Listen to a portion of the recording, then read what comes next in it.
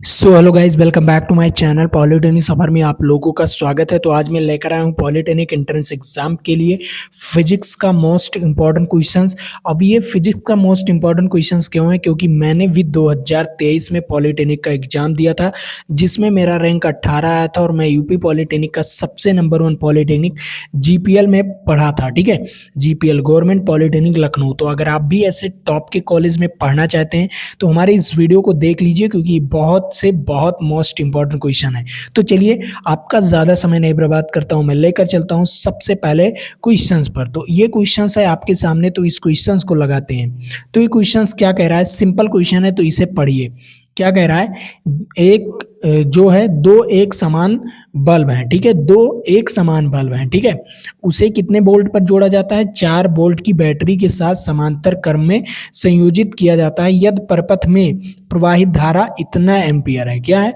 परपथ में प्रवाहित धारा इतना एम्पियर है, तो बैटरी द्वारा 6 शक्ति।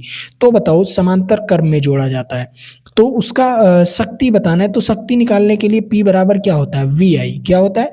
P बराबर बी आई होता है, ठीक है, बी आई। अब बी का मान कितना दिया गया है? 4 दिया गया है, आई का मान 0.2 दिया गया है, तो क्या हो जाएगा? 4 दूनी 8, तो 0.8 वाट हो जाएगा। कितना हो जाएगा? 0.8 वाट इज राइट आंसर। ठीक है, कौन सा ऑप्शन सही जाएगा? ए वाला ऑप्शन इज राइट आंसर। ऐसे ही आपको सूत्र पहले देखना है, कैसे लगाना है सवाल को, क्या क्या चीज दिया गया है। मैंने सिंपल देखा, क्या वोल्ट दिया गया है, आई दिया गया है और शक्ति निकालना है। तो शक्ति निकालने के लिए यहाँ पर कितना होगा? 0.8 वाट। ठीक है, समझ में आया। अब अगले नंबर क्वेश्चंस पर चलते हैं। अगला नंबर क्वेश्चंस भी कुछ इसी प्रकार सोचना है। इस क्वेश्चंस को कुछ इसी प्रकार सोचना है। देखो, ये क्वेश्चंस क्या कह रहा है? सिंपल है, कह रहा है 30 ओम प्रतिरोध वाले एक इलेक्ट्रो लैंप, ठीक है, जो इलेक्ट्रॉनिक लैंप है। लैंप मतलब जानते हो, जो जलने वाला होता है, जब लाइट चली जाती है तो आप लोग लैंप वगैरह जलाते हो, ठीक है, वो क्या है? कितने ओम प्रतिरोध वाला है? 30 ओम प्रतिरोध वाले एक इलेक्ट्रिक लैंप। अब इसमें क्या है? और 6 ओम प्रतिरोध वाले एक चालक, ठीक है, कोई चालक है 6 ओम प्रतिरोध का। उसके बाद 6 वोल्ट बैटरी के साथ श्रेणी क्रम में संयोजित किया जाता है, तो परपथ में कुल प्रतिरोध क्या होगा? श्रेणी क्रम, यहाँ पर क्या कह दिया? श्रेणी क्रम। और श्रेणी क्रम का सूत्र तो आप जानते हो, आर बराबर क्या होता है? R1 plus R2 plus R3 dot dot dot dot ऐसे, ठीक है। तो यहाँ पर कितना दिया गया है? R1 दिया गया है और R2 दिया गया है। तो सिंपल R बराबर क्या हो जाएगा? R1 कितना दिया गया है? 30 और R2 कितना दिया गया है? 6। श्रेणी क्रम है तो इस प्रकार, ठीक है। तो कितना ओम हो जाएगा? 36 ओम। इसका राइट आंसर क्या आ गया? 36 ओम। ए वाला ऑप्शन इज राइट आंसर। यहाँ पर श्रेणी क्रम था। अब अगर समांतर क्रम आ जाता तो इसी सवाल में क्या करते? इसी सवाल में 1/r बराबर क्या करते? 1/r1 plus 1/r2 plus dot dot dot dot plus dot dot dot dot dot, मतलब R3। ये श्रृंखला ऐसे चलती चली जाती है। अगर यहाँ पर 2 ओम, अगर 2 प्रतिरोध होंगे तो 2 ही ले लेंगे, अगर 3 प्रतिरोध होंगे तो 3, अगर 4 होंगे तो 4, ऐसे श्रृंखला बढ़ती चली जाएगी। ठीक है, दोनों सूत्र याद कर लीजिए, क्योंकि दोनों सूत्र इंपॉर्टेंट है आपके exam of point of view से। ठीक है, चलो अगला। अब यहाँ पर आता है तीसरा नंबर क्वेश्चन, और तीसरा नंबर क्वेश्चन बहुत ही मोस्ट इंपॉर्टेंट क्वेश्चन है। इस क्वेश्चन को देखते हैं। विद्युत धारा प्रवाह का विरोध करने की चालक की प्रवृत्ति कहलाती है। अगर विद्युत धारा के प्रवाह का विरोध कौन करेगा? बताओ, विद्युत धारा के प्रवाह का विरोध कौन करेगा? Very very most important question. मैं 30 सेकंड का समय दे रहा हूं। इस 30 सेकंड के समय में आप लोगों को इसका राइट आंसर कमेंट बॉक्स में पिन कर देना है। ठीक है, तो आप लोग तुरंत तुरंत कमेंट कीजिए। ये बताओ, विद्युत धारा का मतलब रोकता कौन है? मतलब रोकने की ही चीज को कहते हैं ना। देखो, चालकता का मतलब वो विद्युत धारा को तो प्रवाहित ही करेगा। ठीक है, ठीक। उसके बाद क्या? प्रतिरोध क्या करता है? विद्युत धारा को रोकता है। क्या करता है? धारा को रोकता है। ठीक है, क्या करता है? धारा को रोकता है, धारा को रोक देता है। तो वही चीज यहाँ पर क्या है? विद्युत धारा के प्रवाह में विरोध क्या करता है? विरोध करता है, रोकने का प्रयास करता है। जब ज्यादा ताकत, अगर धारा का ज्यादा ताकत रहेगा तो धारा प्रवाहित होगी, और अगर प्रतिरोध का ज्यादा ताकत रहेगा तो धारा नहीं प्रवाहित होगी। ठीक है, समझ में आया? इसका राइट आंसर क्या हो गया? इसका राइट आंसर विद्युत प्रतिरोध। ठीक है, चलो अगला क्वेश्चंस। इस क्वेश्चंस के बारे में बात करिए, बहुत ही मोस्ट इंपॉर्टेंट क्वेश्चंस, चौथा नंबर क्वेश्चंस, इसे देखते हैं। ये क्वेश्चंस क्या कह रहा है, सिंपल क्वेश्चन है, कह रहा है 4 ओम के एक प्रतिरोध ए, ठीक है, 6 ओम के एक प्रतिरोध V, जो कि बैटरी के साथ 2 वोल्ट बैटरी के साथ श्रेणी क्रम में जुड़ा हुआ है, तो A और B के सिरों पर विभवांतर क्रमशः होगा। A और B, पहला नंबर इसका चित्र बना लो। अगर चित्र बना लिए तो मतलब आप सवाल लगा लिए। तो चित्र कैसे बनाएंगे, मान लीजिए क्या है, कोई A और कोई V पॉइंट है, जिसमें उसके बीच में कितने ओम प्रतिरोध, 2 प्रतिरोध जुड़े हुए हैं। एक प्रतिरोध कितने ओम का है, एक प्रतिरोध 4 ओम का है। कितने ओम का है, एक प्रतिरोध 4 ओम का है और एक प्रतिरोध 6 ओम का है। ठीक है, और ये एक बैटरी के साथ जुड़ी हुई है। ठीक है, क्या है, एक ये बैटरी के साथ जुड़ी हुई जो कि 2 वोल्ट है। तो इसमें बताना है विभवांतर कितना होगा, ए और बी के बीच विभवांतर कितना होगा। तो पहला नंबर ए और बी के सिरों पर, ए वाला प्रतिरोध और बी वाले प्रतिरोध के सिरों पर कितना विभवांतर होगा, इसके बारे में बताना है। तो सबसे पहले करते क्या है, यहाँ पर धारा निकाल लेते हैं। क्या करते हैं, दोनों श्रेणी क्रम में, तो श्रेणी क्रम में जोड़कर धारा निकाल लेते हैं। तो R बराबर क्या हो जाएगा, R1 प्लस R2। ठीक है, अब यहाँ पर श्रेणी क्रम में है तो ये वाला सूत्र, तो 4 प्लस क्या हो जाएगा 6, तो कितना हो जाएगा 10 ओम। इसका तुल्य प्रतिरोध क्या हो गया, तुल्य प्रतिरोध R बराबर कितना हो गया 10 ओम। कितना हो गया 10 ओम। अब यहां से मैं धारा निकालता हूं, धारा अलग अलग रहेगा कि या एक ही रहेगा, आप बताइए, धारा अलग अलग रहेगा या एक ही रहेगा। सर धारा एक ही रहेगा और विभव अलग अलग हो जाएगा श्रेणी क्रम में। धारा एक ही रहेगा और विभव अलग अलग हो जाएगा श्रेणी क्रम में, लेकिन समांतर क्रम में धारा अलग अलग हो जाता और विभव एक ही रहता। ठीक है, तो चलिए धारा एक ही रहेगा, तो V बराबर क्या हो जाएगा, V बराबर IR। क्या हो जाएगा, V बराबर IR। V का मान 2 दिया गया है, I का मान आपको निकालना है और R का मान 10 ओम दिया गया है। ठीक है, तो यहाँ पर क्या हो गया, I बराबर क्या हो जाएगा, I बराबर 2/10। क्या हो जाएगा, I बराबर 2/10, तो I बराबर हो जाएगा 0.2। क्या हो जाएगा 0.2। अब इसी में निकालना है आपको क्या, अब जो मैंने चित्र बनाया था उसी चित्र से आपको निकालना है विभव। क्या निकालना है, विभव। तो सिंपल है, चित्र फिर से बना लीजिए। ए वाला पहला नंबर चित्र बना लेते हैं, एक ये हो गया, एक दूसरा वाला प्रतिरोध हो गया। ठीक है, और ये कितने बैटरी के साथ जुड़ रहा है, ये 2 वोल्ट बैटरी के साथ, ये 4 और ये 6। ठीक है, ये A हो गया इसका नाम और ये B हो गया। तो देखो जब A पर निकालेंगे तो R का मान क्या लेंगे, जब A पर निकालेंगे जैसे V1 निकालेंगे, V1 बराबर क्या हो जाएगा, V1 बराबर I और RA वाला लेंगे। ठीक है, अब यहाँ पर V1 क्या हो जाएगा, I का मान क्या आया था 0.2 और R का मान क्या है 4, तो क्या हो जाएगा यहाँ पर 4 दूनी 8, तो 0.8 क्या आ गया 0.8। V1 बराबर क्या आ गया 0.8। ठीक है, अब 6 वाले पॉइंट पर निकालते हैं, 6 वाले ओम प्रतिरोध का निकालते हैं। क्या हो जाएगा, सिंपल है, सिंपल वही फार्मूला रखेंगे। यहाँ पर क्या हो जाएगा, बस RV हो जाएगा। क्या हो जाएगा RV, और यहाँ पर V2 हो जाएगा। अब देखो V2 बराबर क्या हो जाएगा, I का मान क्या हो 0.2 है और क्या हो जाएगा 6। अब 6 दूनी 12, क्या हो जाएगा 1.2। कितना हो जाएगा 1.2 वोल्ट। अब देखो एक आया 0.8, क्या आया है, ए वाले स्थान पर आया है, ए वाले स्थान पर आया 0.8 और V वाले स्थान पर आएगा 1.2। क्या आ जाएगा 1.2। तो कौन सा ऑप्शन सही जाएगा, डी इज राइट आंसर। कौन सा ऑप्शन सही जाएगा, डी इज राइट आंसर, क्योंकि पहले ए वाला पूछा है उसके बाद बी वाला पूछा है। तो कौन सा ऑप्शन सही जाएगा, डी इज राइट आंसर। ये आपके लिए बहुत ही मोस्ट इंपॉर्टेंट क्वेश्चन था। ठीक है, समझाने में समय लगा वरना आपको लगाने में समय नहीं लगेगा। ठीक है, आप कैसे लगाओगे ये तो आपको तुरंत कैलकुलेशन आपका तेज होना चाहिए। ठीक है, अब लगाओ सवाल और जाकर टेस्ट दो। टेस्ट कहाँ से दोगे, सिंपल है, टेस्ट कहाँ से दोगे, हमारे ऐप से। हमारे ऐप पॉलिटेक्निक सफ़र के नाम से ऐप है, या नीचे डिस्क्रिप्शन बॉक्स में लिंक भी दे दिया गया है ऐप का, जाकर आप लोग ऐप को डाउनलोड करिए और फ्री वाले मटेरियल में जाइए। ठीक है, फ्री वाले मटेरियल में जाकर टेस्ट वाले ऑप्शंस में जाइए, वहाँ पर आपको टेस्ट मिलेगा, और वीडियोज़ वाले ऑप्शंस में जाओगे तो वहाँ पर वीडियोज़ भी फ्री में मिलेगा, और उसके बाद अगर आप पीडीएफ वाले ऑप्शंस में जाओगे तो आपको पीडीएफ मिलेगा। ठीक है, तो ये टेस्ट हमारे ऐप पर ही मिलेगा, आपको कहीं पर नहीं मिलने वाला। और मैं आपको बता दूं, अगर आपने अभी तक टेलीग्राम चैनल को नहीं ज्वाइन किया तो टेलीग्राम चैनल भी ज्वाइन कर लो, क्योंकि टेस्ट का अगर कोई न्यू टेस्ट ऐड किया जाता है तो तुरंत आपको इन्फॉर्मेशन दिया जाता है हमारे टेलीग्राम पर, और किसी भी वीडियोस का नोटिफिकेशन आपको दिया जाता है हमारे टेलीग्राम पर। तो टेलीग्राम को ज़रूर से ज़रूर ज्वाइन कर लीजिए। ठीक है, चलो अब मैं अगले पॉइंट पर चलता हूँ। अगला पॉइंट यहाँ पर 5वां नंबर क्वेश्चंस। 5वां नंबर क्वेश्चंस क्या कह रहा है, सिंपल क्वेश्चन है, इसे भी लगाना बहुत आसान है। क्या कह रहा है, 2 ओम। ठीक है, क्या कह रहा है, 2 ओम।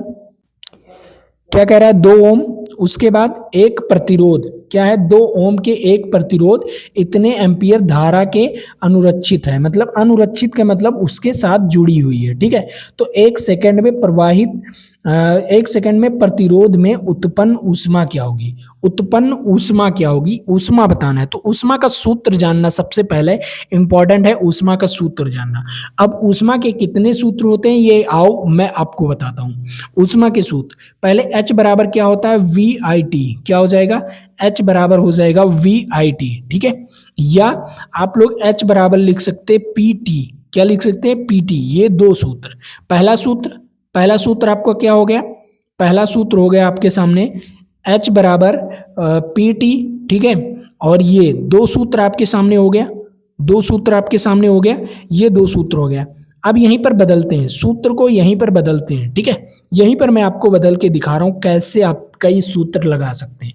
देखो अब यहाँ पर अगर मैं B को हटा दूं, अगर मैं यहाँ से B को हटा दूं, B का मान क्या रख दूं, V बराबर IR रख दूं। क्या रख दूं, B बराबर IR रख दूं। तो यहाँ पर क्या हो जाएगा, H बराबर हो जाएगा V के स्थान पर I और R हो जाएगा, और फिर इंटू I और T हो जाएगा। तो I क्या हो जाएगा, I स्क्वायर हो जाएगा, R हो जाएगा और T। ये आपका तीसरा सूत्र हो गया। क्या हो गया, ये आपका तीसरा सूत्र हो गया जो कि मैंने आपको बताया।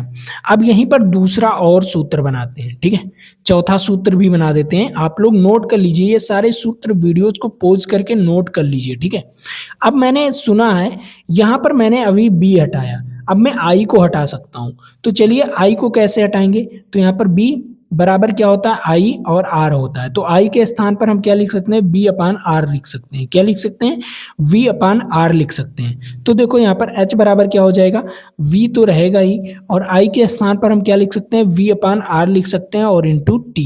क्या हो जाएगा, इंटू T। तो यहाँ पर क्या हो जाएगा, V स्क्वायर अपान R और इंटू T।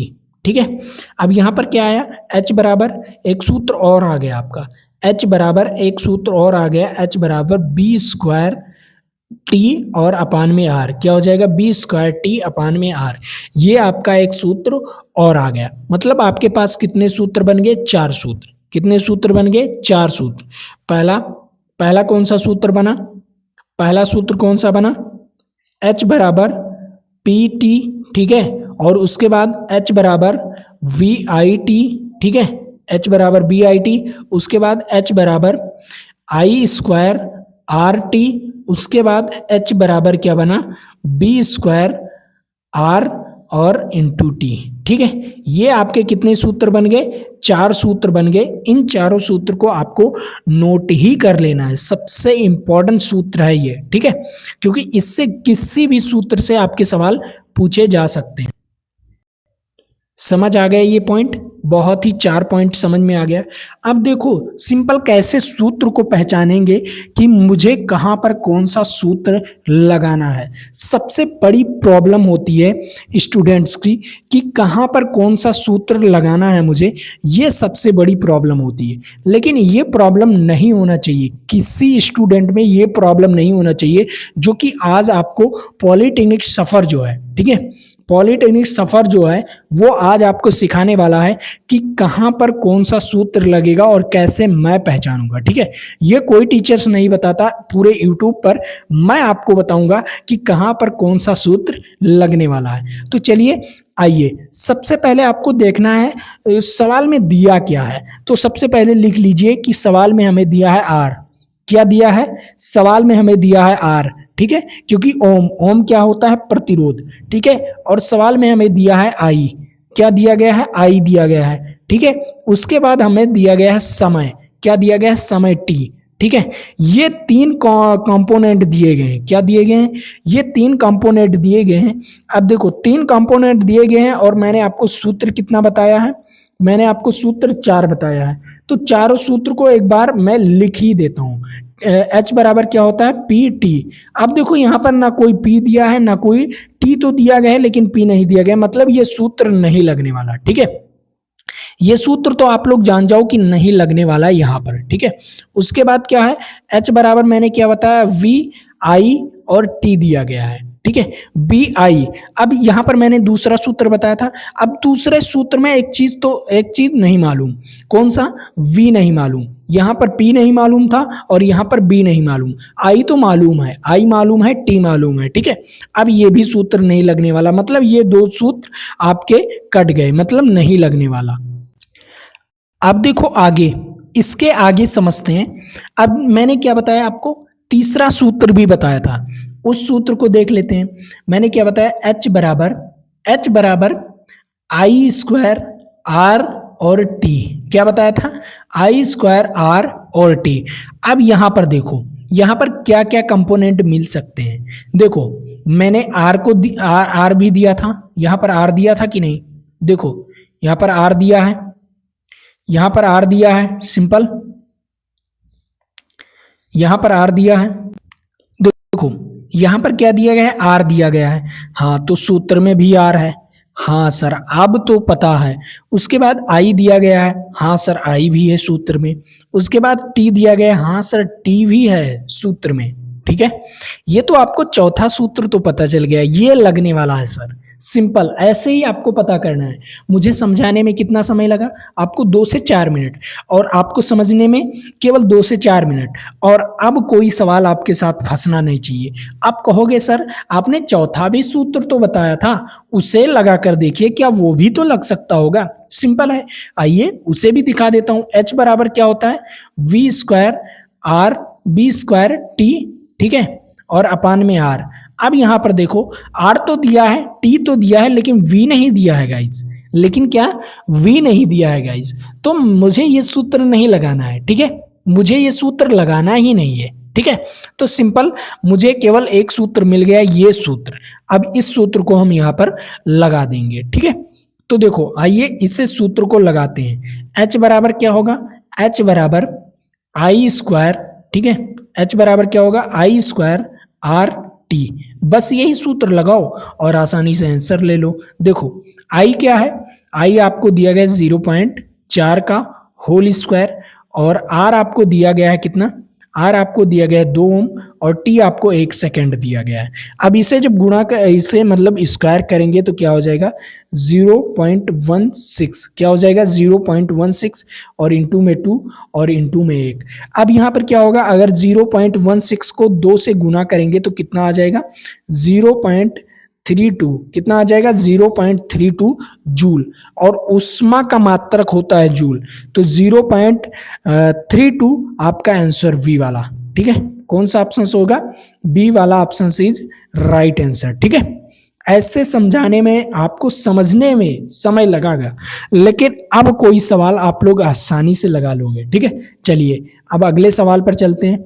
अगला सवाल भी बहुत मोस्ट इंपॉर्टेंट है। अब इस सवाल को समझते हैं, क्या कह रहा है, सिंपल सवाल है, कह रहा है तांबे के एक तार में इतना विभवांतर आरोपित होता है, मतलब आरोपित का मतलब इतना विभवांतर चल रहा है, मतलब इतना वोल्ट चल रहा है, ठीक है।